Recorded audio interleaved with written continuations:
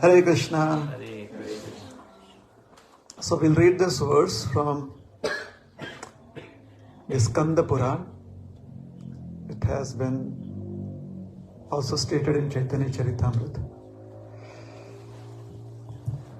And then we'll see its meaning. Alright? I would request all of you to also chant this verse. So first I will take each word. I'll pronounce each word that you see in the Roman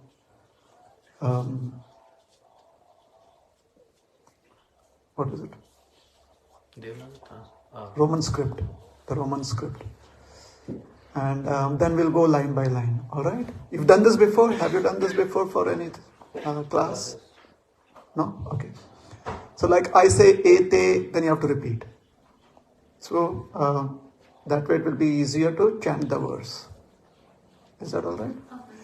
Ete na hi adbhuta vyadha tava hingsadayo gunaha hari bhaktau pravritta ye na te syuh paratapinaha. So now we'll do the verse, alright? So I will read the first line, or I will chant the first line, and then you have to repeat after me. Etena yadbhuta vyadha tava hingsadayo gunaha hari bhaktau pravrittaye na te syu paratapinah.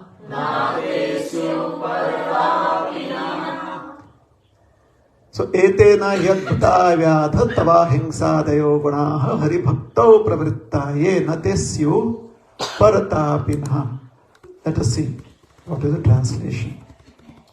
Translation: O hunter, good qualities like non-violence, which you have developed, are not very astonishing for those who are engaged in the Lord's devotional service, and are never inclined to give pain to others because of envy. So the Skanda Puran, this verse is describing what happens, what is the transformation that takes place for someone who is blessed by the mercy of the holy names. And how do they get the blessings of the mercy of the holy name? They are blessed by the practice of devotional service.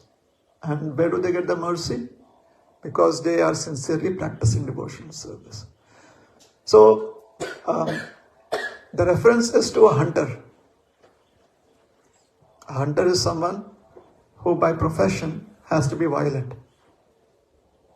That's a hunter. Yes? So Vyadha. Vyadha means one who puts an end to your life, to someone's life. Another word that comes from the root word Vyatha means difficulties. So Vyadha is one who brings about difficulties. So, why is it not astonishing to find a hunter become merciful? Because the hunter is practicing bhakti. And what kind of bhakti? Hari bhakti. Therefore, somebody who practices Hari bhakti is called as Hari Bhakta. And if there are many people who are practicing devotional service or bhakti, they are called as Hari Bhakta. Alright? So it is the nature of the Hari Bhaktas, pravrittaye, it is their disposition, that paratapinaha, they are very much aggrieved to see others in distress. They are very much inclined to make others happy, and they are very, very eager to remove the sufferings of others. So that is called as paratapina. So even a hunter who by nature or who by profession deals with violence, when the hunter comes in contact with devotional service or comes in contact with bhakti or comes in contact with those who are practicing bhakti or devotional service and is attracted to them, that hunter too undergoes a transformation.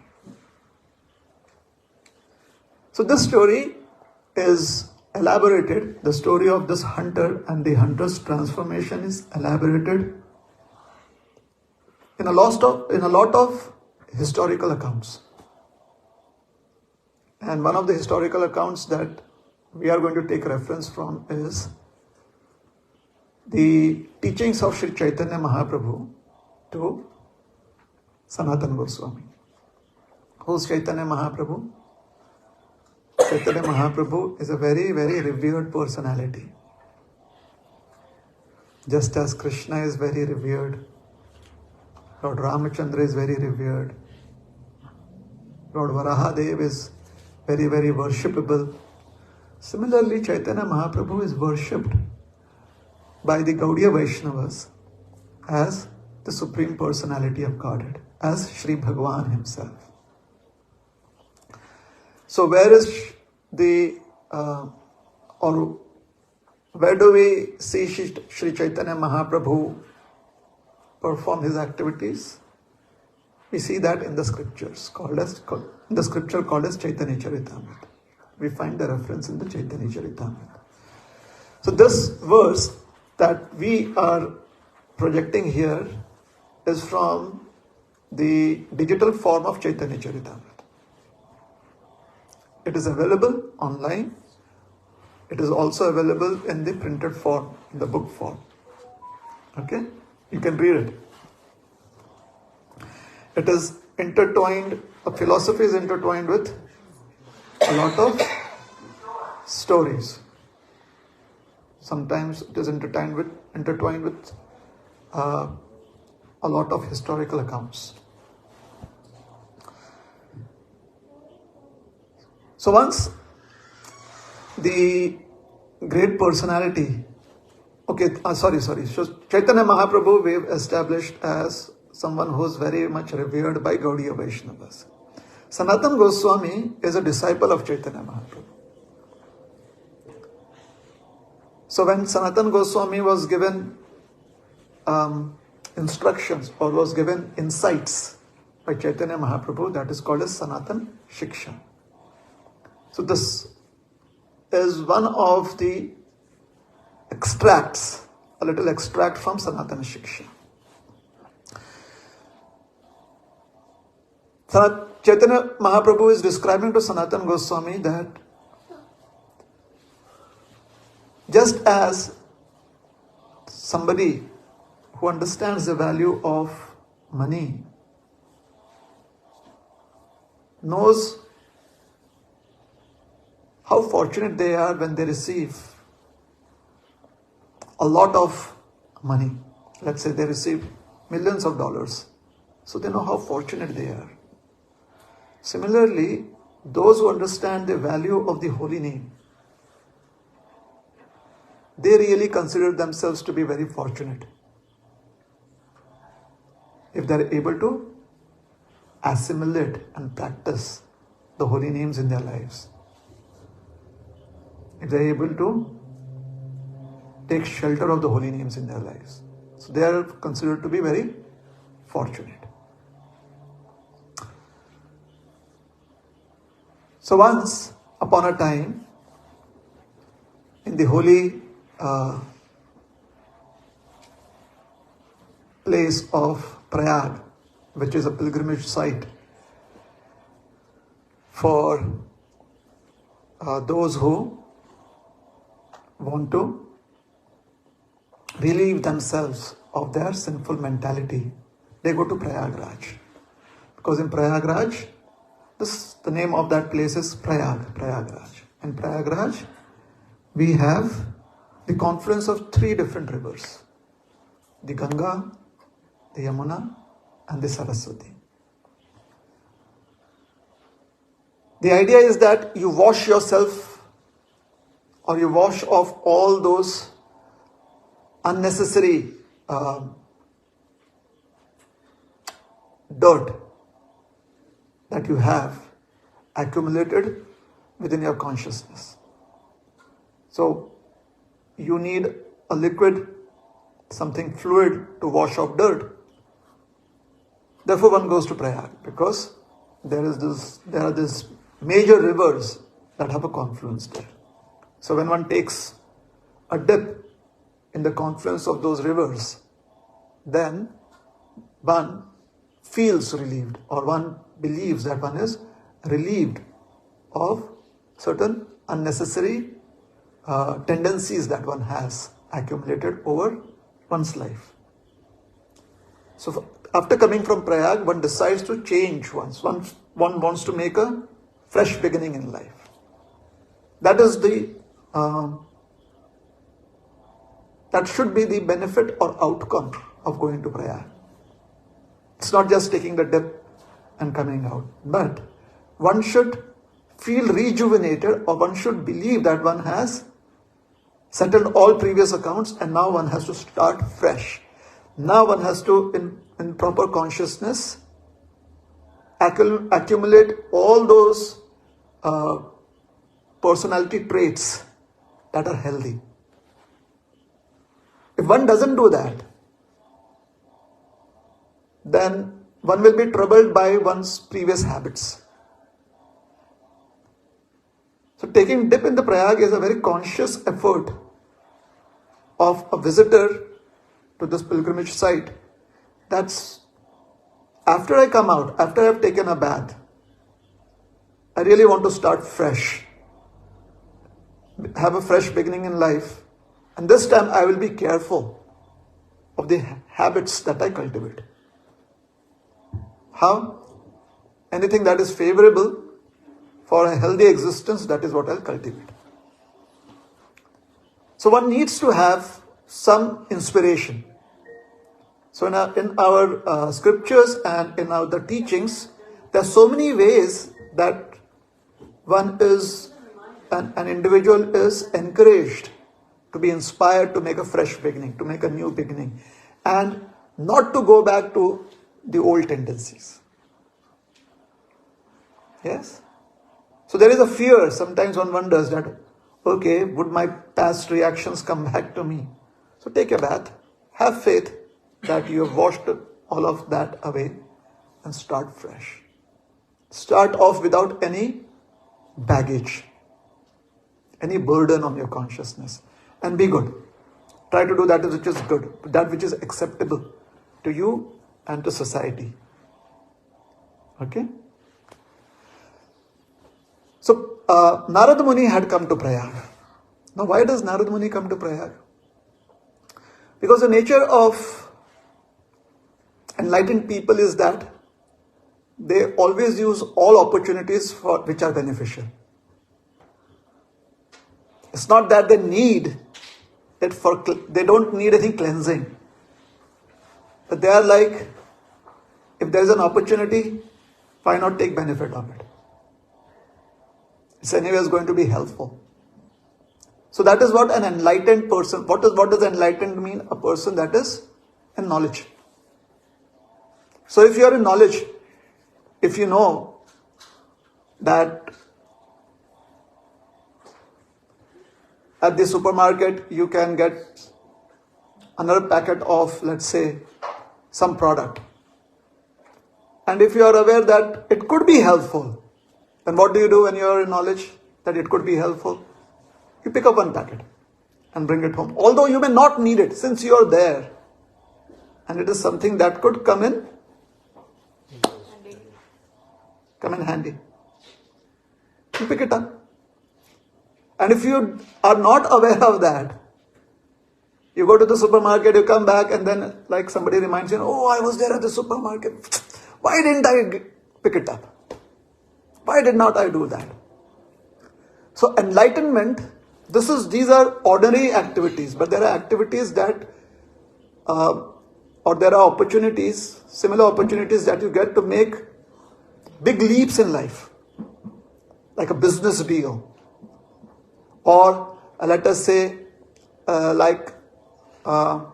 alliances. And if you're not aware of what the opportunity is, later on in life you may regret. Why didn't I use that opportunity? It could have given me so much more returns in life. Regret is what eats up a lot of your valuable time and energy. So spirituality or spiritual techniques help you use your time and energy efficiently. Now, why do you make notes, all those sticky notes, either you do it physically or on your laptop? Why do you put all those notes around? Because you know that your memory you can trust, but not as much. You know that there are certain shortcomings that everyone has. Each one has. One knows one's own shortcomings, right? So we have sticky notes put up. Now that seems so childish, isn't it? Sometimes children also put on so many different, they paste small tags everywhere. And we are also doing that. But we are doing it in knowledge. Similarly, activities like doing puja, activities like going and bowing down in front of the Lord, these may seem to be very, very childish activities. I mean, who does that? Does the Lord need you to bow down? Doesn't the Lord understand that if I just do this, it is enough? It seems to be childish activities. However, these activities are done in knowledge. I want to humble myself in front of the Lord. Because then I will develop a quality that is helpful in my dealings with people around me. Humility is always helpful. Feeling low is not helpful. So there's a difference between humility and feeling inferior. Isn't it? Like a duplicate Apple phone and a real Apple phone. Externally look the same. But you know that one will last a longer time, the other won't. Isn't it? So inferiority and humility may seem to be similar qualities. In both you feel low. No. In humility you appreciate the greatness of the person in front of you or the object in front of you. Whereas when you feel low, you are only aware of yourself and nothing else. So one is awareness, greater awareness, that is humility, and inferiority is where it is very self-centered. Okay?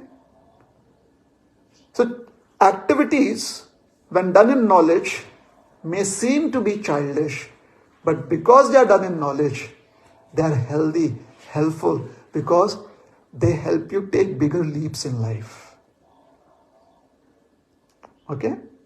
So Narada Muni comes to Prayagraj. Where is he coming from? He has just been to Vaikuntha. So for Narada Muni, it is like an everyday, affair. He goes down the road and he suddenly sees a sign, Vaikuntha, like Frisco here, Plano there. So he sees Vaikuntha. So he takes that turn, goes to Vaikuntha. He meets the Lord of Vaikuntha, Vaikuntanath or Vaikuntapati. He says, Hare Krishna, my dear Lord, hi, bye, all of that happens. Then he comes back to Prayag. Because he was going to Prayag. He wanted to go to Prayag. On the way, he stops at Vaikuntha. Or let us say he was at Vaikuntha and then from there he decides to go to Prayag. So after being there, being at this holy site, he goes further on his journey. And at that point of time, Prayagraj was, the banks of the rivers were covered with dense foliage. So it was a forest. This wasn't a city, it was a forest. He sees a deer. And the deer has been pierced by an arrow. And the legs of the deer are broken. And the deer is writhing in pain. He feels bad. He looks around. There's just the jungle, just a forest, nothing else. So he moves further down. Now he has his own purpose in doing that. It's not that somebody may say that why didn't he help the deer or something. So let us. Now sometimes you do that. Sometimes you leave somebody in pain because you want to see if there is some amenity available for help. So he moves further, and a little distance away he sees a wild boar. And the boar is pierced by an arrow.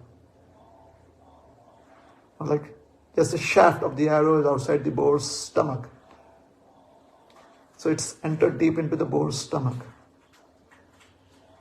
And the boar's legs have been broken. And the boar is writhing in pain. So again, he looks around and moves a little further, and he sees a rabbit. The rabbit has been pierced by an arrow, and the rabbit's legs are broken. See, Allah, very intelligent. So he detects a pattern. He's like an investigative journalist or an investigator. He's like, I've seen this. He looks around, moves a little further, and then he notices in the dark foliage behind a tree is hidden a hunter with his bow drawn. The string is drawn way back to his ears. He has an arrow on it. And he has pointed it at another forest animal. Narad Muni is taking certain forest paths because that is where he finds these animals. Now he leaves the forest path and walks directly to where the hunter is hidden. And as he's doing that, you know what happens? All the animals become aware there is an intruder. They immediately disperse. All the animals are gone. That's nice, isn't it? Okay. One person is not happy. The hunter, because he was so focused. He was about to shoot his arrow. And the animals all run away. He looks around angrily. Who disturbed this, his hunt? And then he sees the form of Narada Muni. He's shocked, taken aback. He's never seen someone like that, ever. He's like, do you have a visa, passport? Are you an alien? Who are you? Now, you have so many thoughts.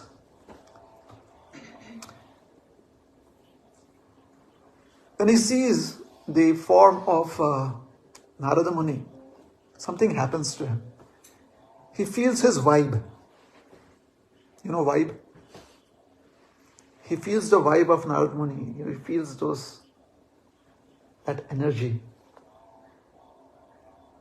And he immediately calms down. And he says, my dear sir, why did you leave the regular path and come on this untreaded jungle, roads? Why did you come this way? Because you have caused a loss for me. So Narad Muni, he asked him, I saw a few animals back there by the side of the road. Do they belong to you? So the hunter said, yes, they belong to me. And he felt that this person, he is kind of interested in animals. So he says, if you want one, you can take one. It's up to you. Take one and go your way. Narad Muni says, actually I have a doubt. Can you clarify my doubt? So the hunter is like, what is your doubt? He says, why are you half killing them? He says, half killing them? What do you mean? He says, I can see them pierced by arrows and their legs are broken. And they are neither dead nor alive. They are in pain. He says, oh, okay, that is my skill. This is how I operate. Once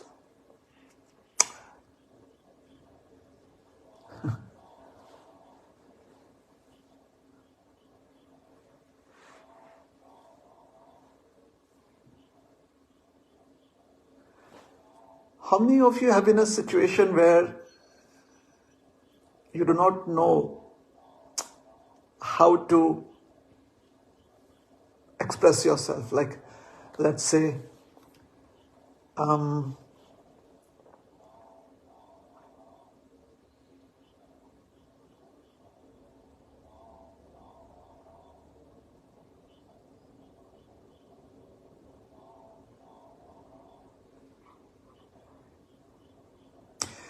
the first time you saw avocado, very first time, because most probably in India, you did not grow up seeing avocados. The first time you saw avocado, what do you think? Did you feel like you should be cutting it? You should be squeezing it?